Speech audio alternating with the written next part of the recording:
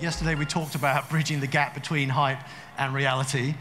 My colleague Jason Frankel and I talked about how if we don't change our approach in some respects, or if we don't modify some of the approaches we're taking, we could find ourselves more on islands of things, hello Jason, more islands of things rather than internet of things. And we shared some mindsets and some frameworks and some ways of going about that, including the importance of things like interoperability and data sharing and standards. Some of the things that lay the foundations in order to be able to scale, whereby you get not only the full value, the power of IoT, but you start to get some of the unexpected benefits of IoT once you integrate and once things move beyond their initial scope. We also talked about some of the proof points that are emerging and that we're seeing being done at scale. You can see many of them here. So it gives me really great pleasure to introduce a couple of leaders in the field who will talk about some of their learnings, their journey, and share with you some things that hopefully you can take back to your own businesses as you undertake your own IoT adventures. So please join me in welcoming to the stage Sean Atchison, the CIO of SCT Logistics, and Mike Wassell from Sydney Water.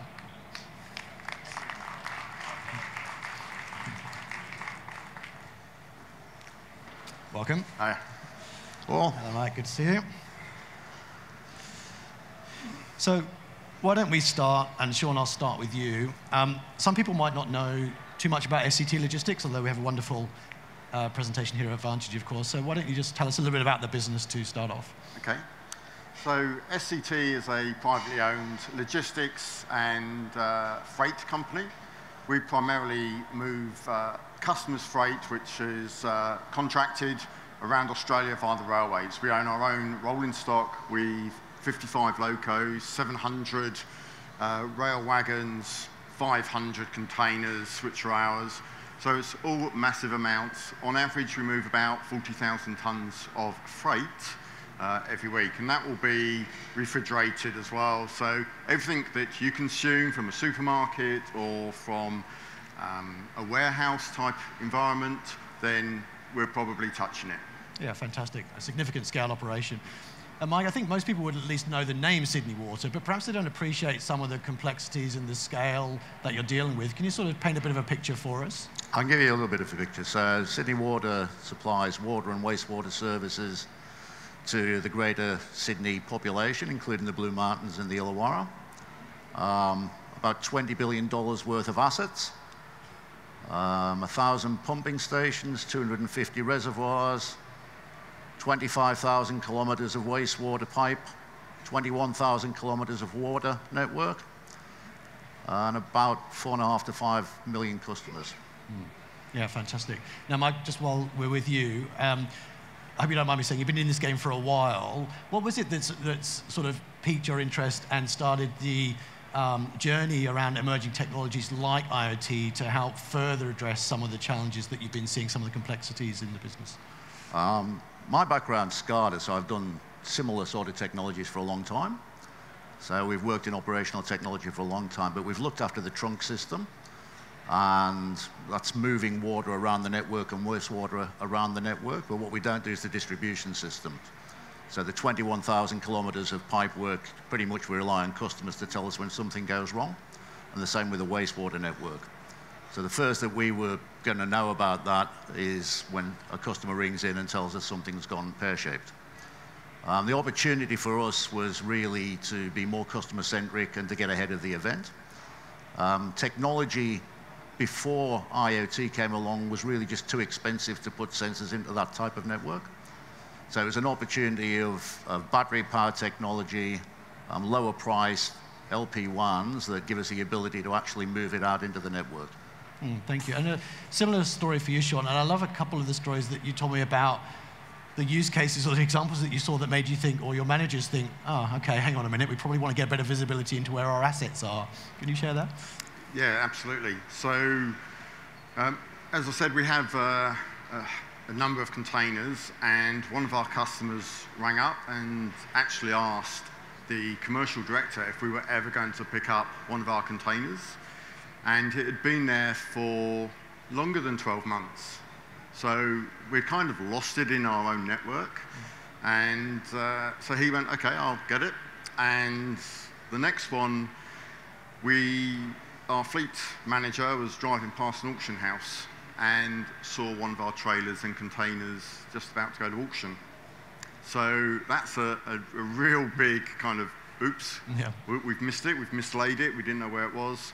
So when we looked at IoT, it became a no-brainer. Yeah.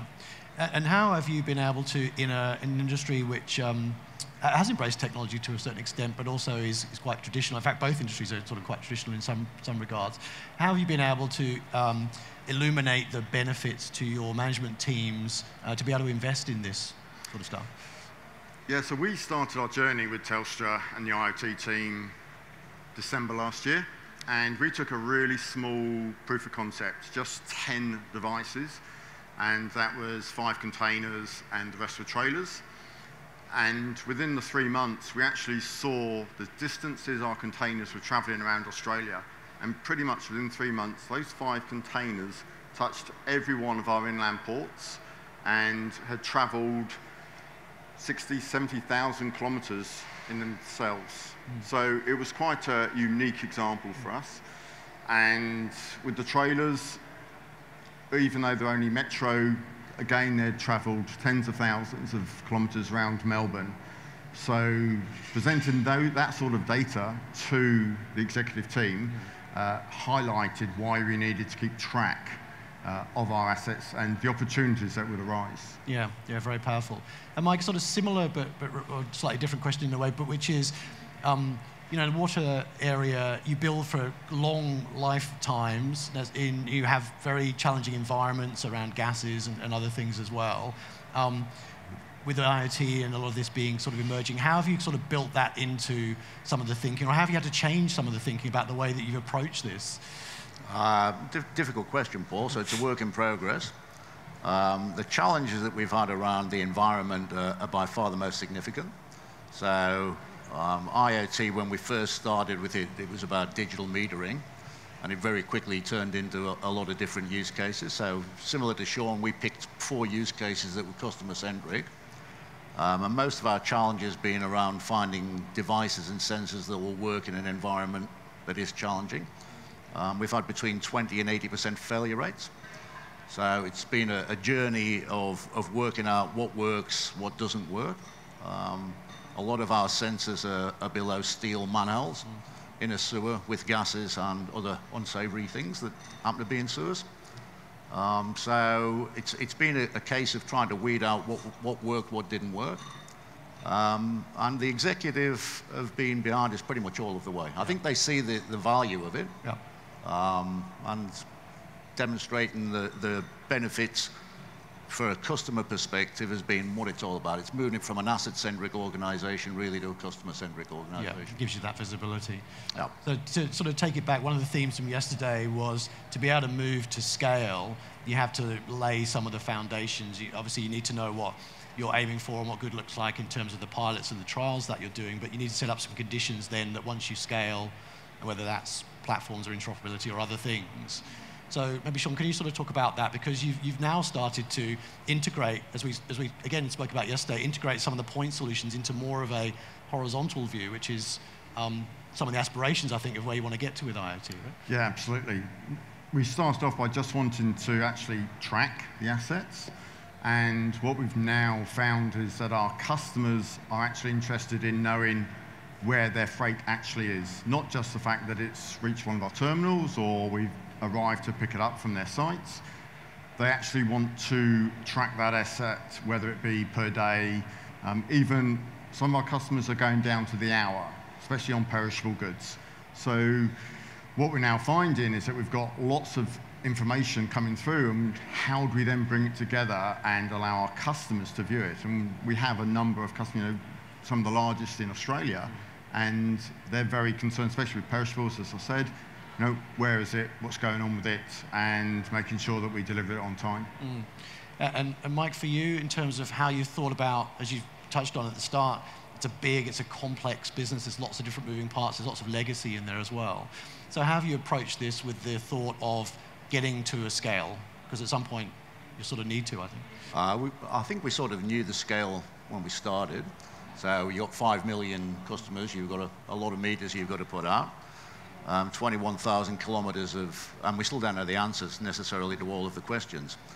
21,000 kilometers of water main, 24,000 kilometers of wastewater. A lot of the challenge is around getting the right mix of sensors and technology to tell us what we don't know at this stage. So we don't know whether you put one every kilometer, every 500 meters, every 5 kilometers, for instance, to get the right outcome.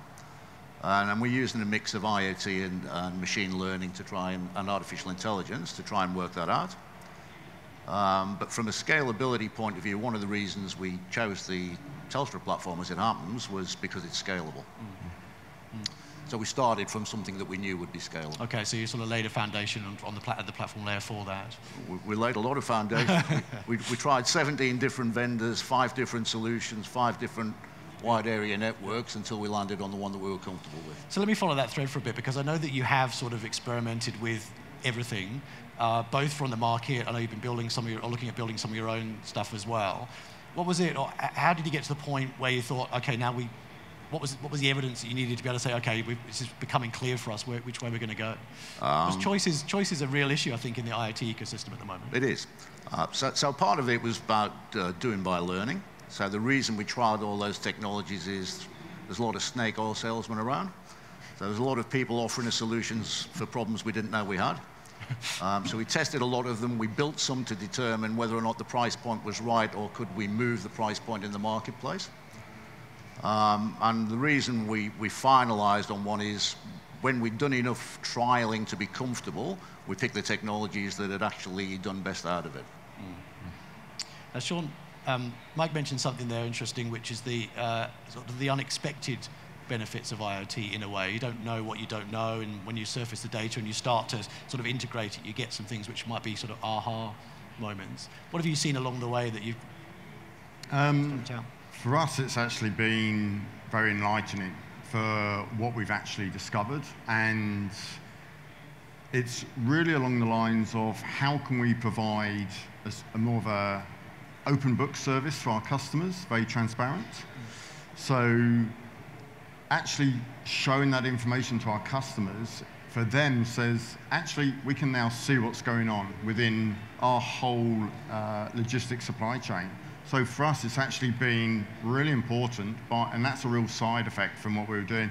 We just started off by wanting to see where our assets were, and now our customers are saying, hey, there we go.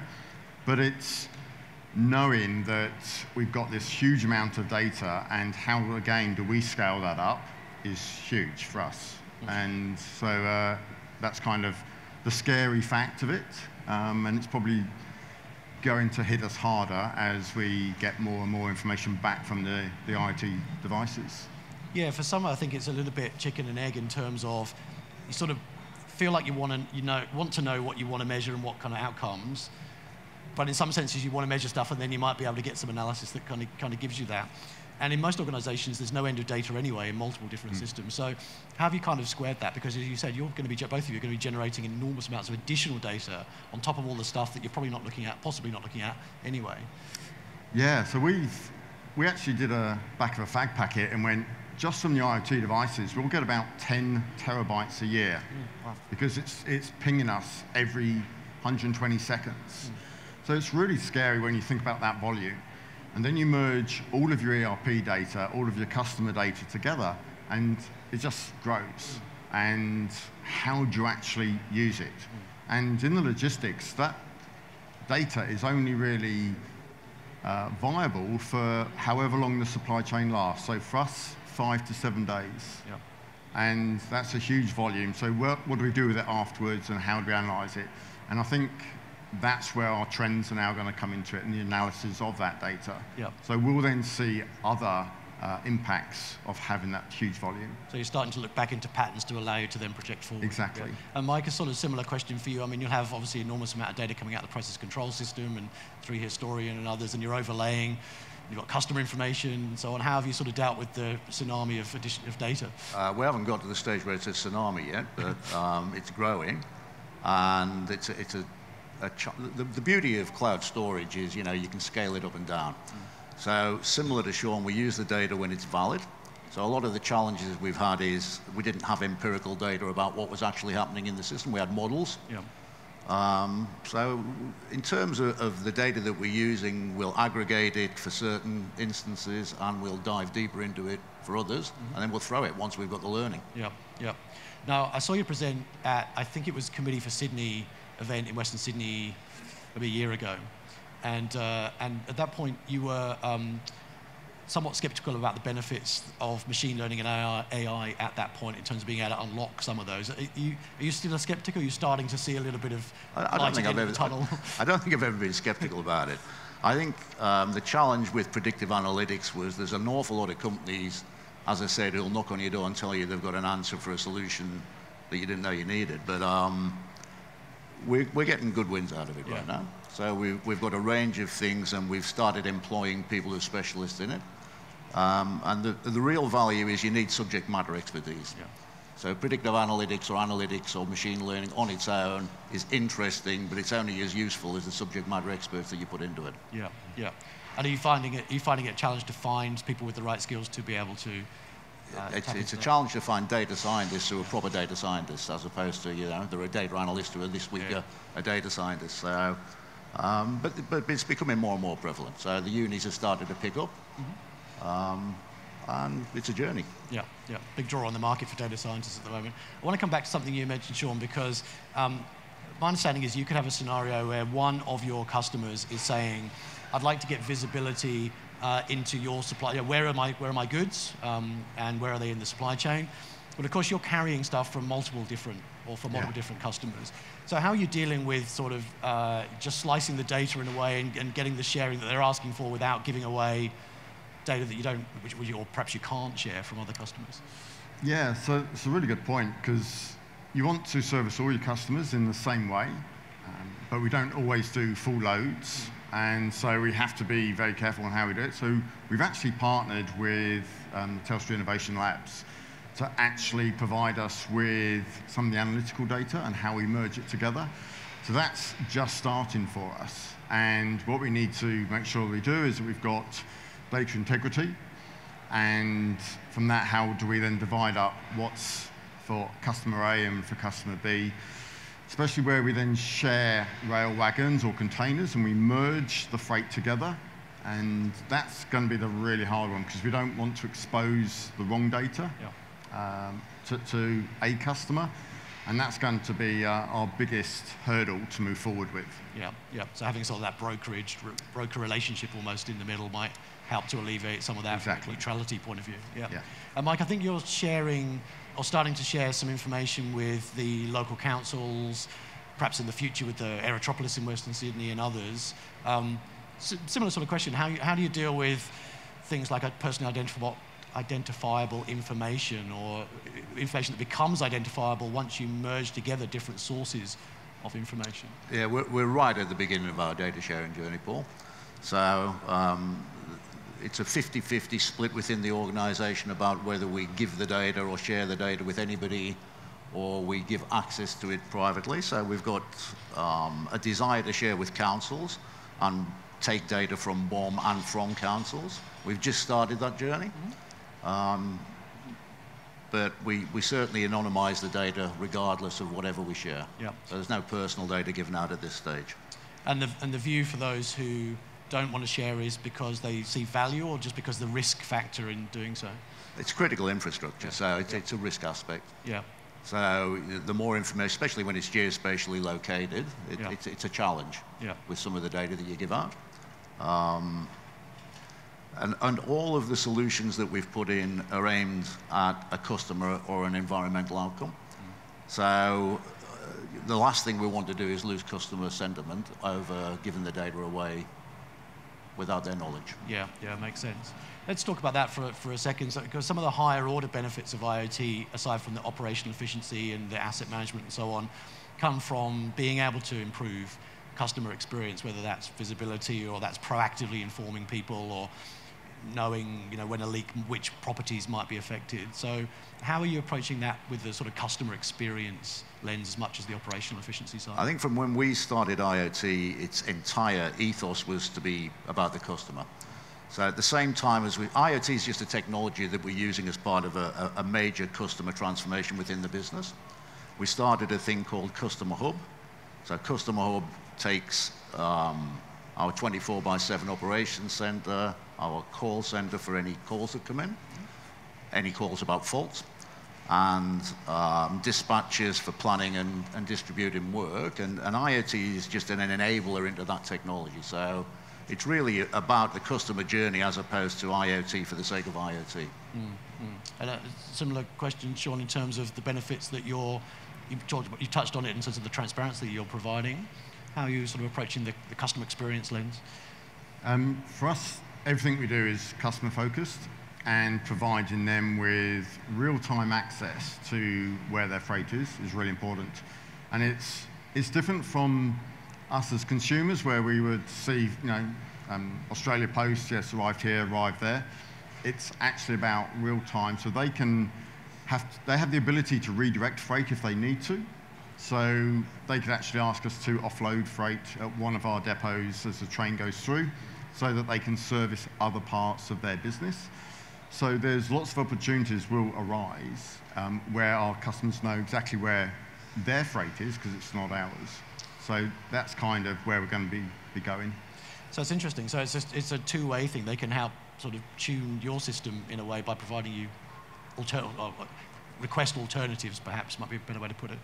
Yeah, so we actually have customers that will say, can you offload 1, 5, and 9 pallets and then take the other pallets somewhere else?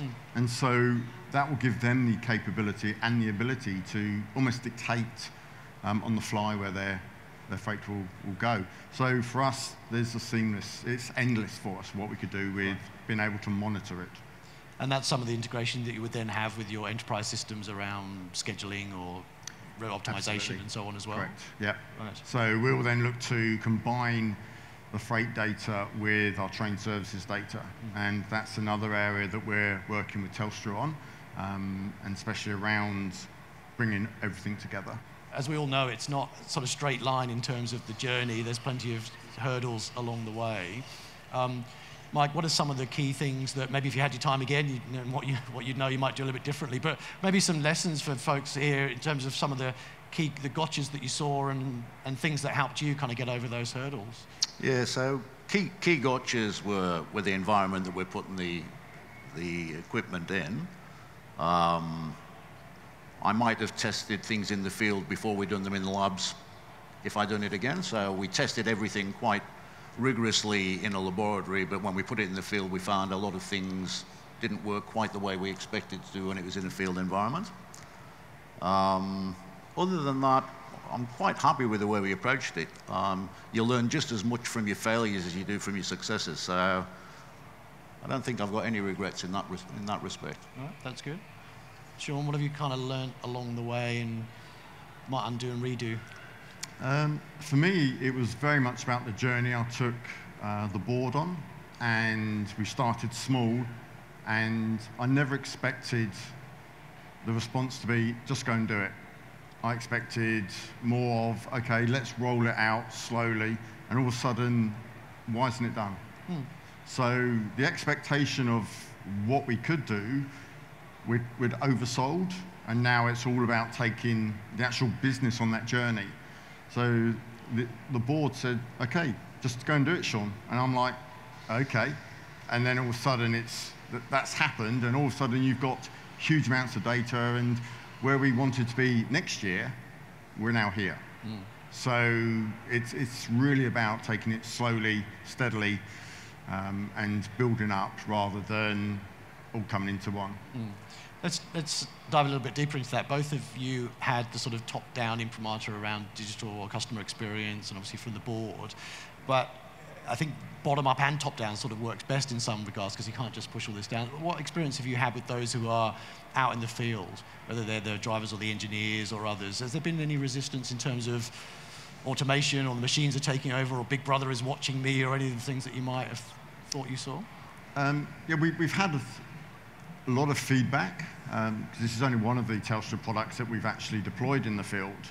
And with some of the other ones, the business has come back and said, we'd like it. Our drivers want more of it. But it's the way you actually sell it. So with some of the products that we've deployed, it's very much about safety and looking after the health and well-being of our drivers and our train crews. And then it's how do they want to use it? So we have a preconceived idea, and then it's about their feedback and then kind of making it better for them. Right, so they have the opportunity to actually help to shape Absolutely. and the way the systems are used. And Mike, sort of similar question for you in terms of the engineers or field services or others. Has there been any pushback from your side? Not really. We've had quite a lot of support. So the company had already had a fair transformation with SCADA before that. So they were used to the fact that everything was automated. The system works automatically now. Most of the things that we're deploying with IoT is about making our staff or our customers' jobs easier or better. So the staff are quite supportive of it. It stops them having to go into environments that they would otherwise have to do fairly unpleasantly. Sewers aren't the nicest thing to do. And typically you go in the middle of a night when nothing's happening. If we can stick a sensor down there and get the same outcome, that's a win-win for everybody. Yeah, yeah. And in terms of sort of innovation within the broader business and how you've kind of fostered a similar passion that you've both got for this and bringing people along for the journey is, is always one way to say it.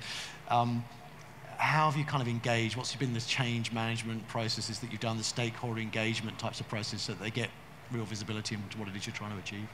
Yeah, we've engaged at both ends of the spectrum. So we engage the board for their support, and we kind of miss out the middle layer, and we go to the people whose daily jobs and they have to interact with the technology that we're rolling out, and we get them on board.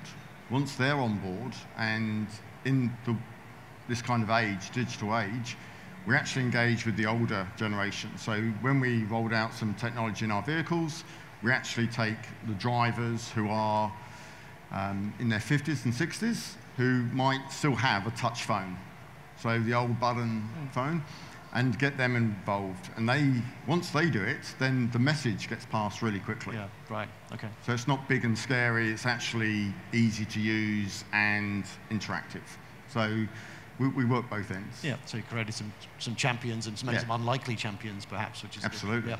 And Mike, for yourself? Similar story. Yeah. So the board were on board from the beginning, but we'd done stakeholder engagement across the business. And it was more about ideation. So we started with the field crews and the wider stakeholder group. We had 112 use cases that came up, and we prioritized those basically against the organizational goals and plan that we had, which was all about if it was customer environment, safety, it got a big tick, and then about the complexity of actually implementing it. So from a change management perspective, most of the people are on board. The biggest change, surprisingly, that we've had to struggle with is digital metering. Yeah. So that's a journey that we're still going through. And that's from the consumer perspective or from internal within the organization? Both. Yeah. So customers, when we went out and done customer surveys, it depends how you put the question to them. So they are not overly keen on looking at a water meter every day. It's not the ideal use. But one of our significant changes is if we can change customer usage patterns by 5% or less, that's 5% of infrastructure we don't have to build. And Sydney's growing at a significantly fast rate. Yes, yes. And current water restrictions and other things in place. And drought doesn't help. Yeah, yeah. Now, just want to finish on, I know we sort of shared some lessons, but if you could share one thing to the folks here to take away, what would that key one thing be? Sean? Start small and build the momentum. Excellent. And Mike? And mine would be clear on the business problem that you're trying to solve before you start. So I see a lot of people putting IoT in because it's the buzzword just now, but if you understand the problem you're trying to get, that's a good place to start. Fantastic. So hopefully you've seen that whether you're in aviation or advanced manufacturing or retail or residential, that there are some lessons that you can take back into your own businesses here. We'd obviously love to find out more about what you're up to and some of the challenges you're facing, so please continue to talk to us. But it just remains for me to thank my wonderful panelists, so please join me, give it up for Mike and Sean.